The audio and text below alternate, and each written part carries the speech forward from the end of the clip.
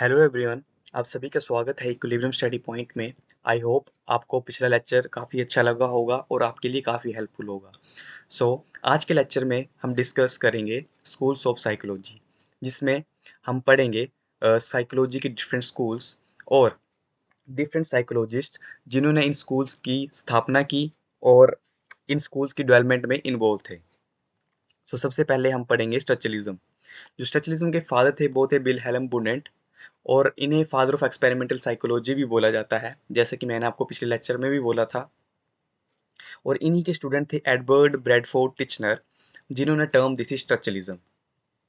अब स्ट्रक्चरलिज्म एक basically approach है साइकोलॉजी की जो फोकस करती है स्टडी ऑफ कॉन्शियसनेस। और जो विलियम वुडेंट थे उन्होंने इंट्रोस्पेक्शन और सेल्फ ऑब्जर्वेशन मेथड दिया था।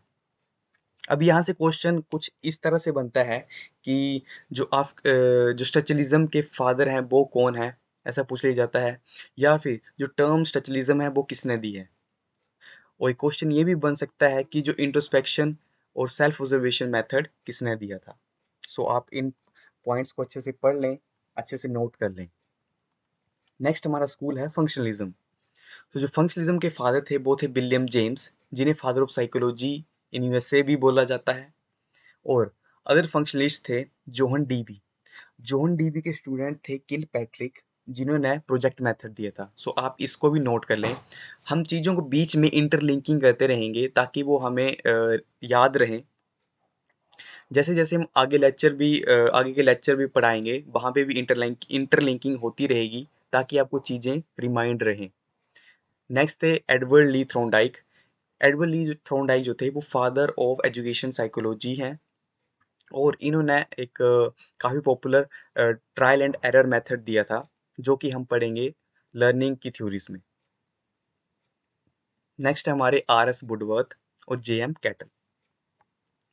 नेक्स्ट हमारा स्कूल है बिहेवियरिज्म। जो बिहेवियरिज्म के फादर थे वो थे जे बी वॉटसन। अब जे बी वॉटसन के बारे में आपको मैं एक बात बताता हूँ, इंटरेस्टिंग एक बात है कि जो जे बी वॉटसन वो काफ़ी कंट्रोवर्शियल साइकोलॉजिस्ट रहे हैं, काफ़ी चर्चा में रहे हैं, क्योंकि इनका एक एक्सपेरिमेंट था लिटिल एल्बर्ट। अगर आप लिटिल एल्बर्ट के बारे में डिटेल्ड वीडियो चाहते हैं तो कमेंट कमेंट करें, हम बना देंगे डिटेल्ड वीडियो। जो लिटिल एल्बर्ट था वो एक 9 मंथ बेबी की कंडीशनिंग की थी जेबी वॉटसन ने, उस पे एक्सपेरिमेंट किया था।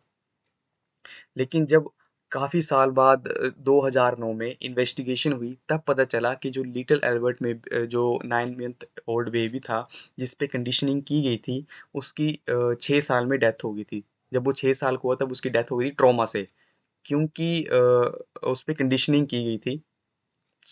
ये 2009 के बाद, ये 2009 में काफ़ी चर्चा में रहे, काफ़ी विवाद में रहे। अदर बिहेवियरिस्ट हैं बी एफ स्किनर।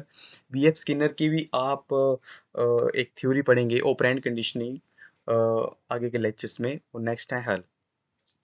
इंटरलिंकिंग जो है वो काफ़ी ज़रूरी होती है साइकोलॉजी में, खासकर क्योंकि हम नेम्स में काफ़ी कंफ्यूज होते हैं, या फिर जो मेथड्स दिए होते हैं या फिर जो इन्होंने थ्योरी दी होती है उसमें काफ़ी कंफ्यूज होते हैं। हम बीच बीच में इंटरलिंकिंग करते रहेंगे ताकि हमें चीज़ें क्लियरली याद रहें। अब जो जेबी वॉटसन थे वो इवान पावलोव के एक्सपेरिमेंट से काफ़ी जो थे वो मोटिवेटेड हुए थे। इन्होंने इसके बाद से कंडीशनिंग स्टार्ट की थी, एक्सपेरिमेंट स्टार्ट किए थे। जो इवान पावलोव थे, उनका एक्सपेरिमेंट था डॉग पे, जिसे हमने क्लासिकल कंडीशनिंग बोला, जिसे क्लासिकल कंडीशनिंग बोलते हैं। अब इसके बारे में आगे के लेक्चर्स में डिस्कस करेंगे। नेक्स्ट है हमारा गेस्टाल्टिज्म। जो गेस्टाल्ट है वो एक जर्मन वर्ड है जिसका मतलब है पैटर्न और कॉन्फ़िगरेशन। और जो फाउंडर थे वो थे मैक्स वर्थहाइमर, कोहलर और कर्ट कोफका।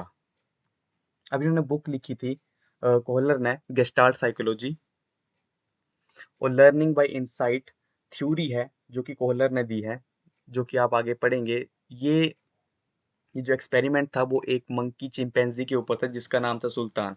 काफ़ी इंटरेस्टिंग थ्योरी है, एक्सपेरिमेंट है। आप आगे डिटेल्ड में पढ़ेंगे आगे के लेक्चर्स में।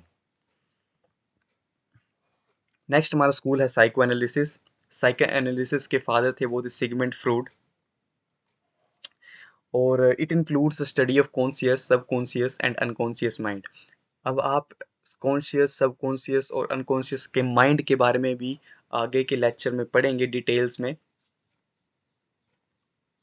Cognitive psychology, cognitive psychology school के जो फाउंडर थे वो थे जीन पियाजे और टोलमैन, और it involves a study of man's higher cognitive abilities. अब जहाँ भी वर्ड आपको कॉग्निटिव कॉग्निशन आएगा तो वो माइंड से रिलेटेड होगा। सो कॉग्निटिव एबिलिटीज का मतलब है मेंटल एबिलिटीज।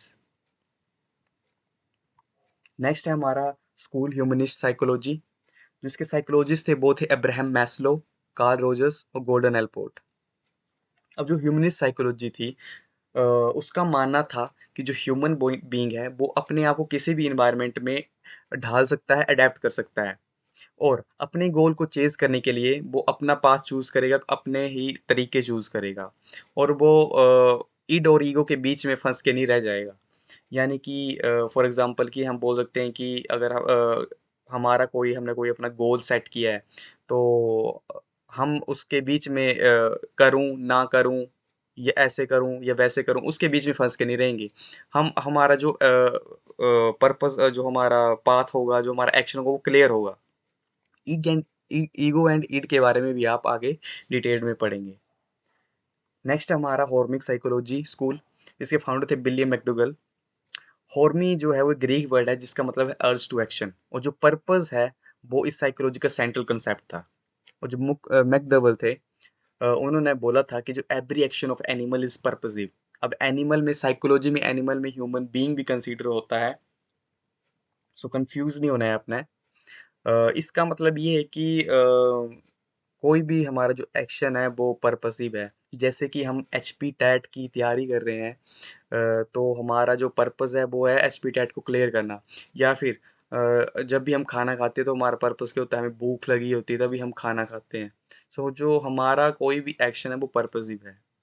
सो आज के लेक्चर में इतना ही। आई होप आपको लेक्चर अच्छा लगा होगा, और आपके लिए काफ़ी हेल्पफुल भी होगा। So thank you.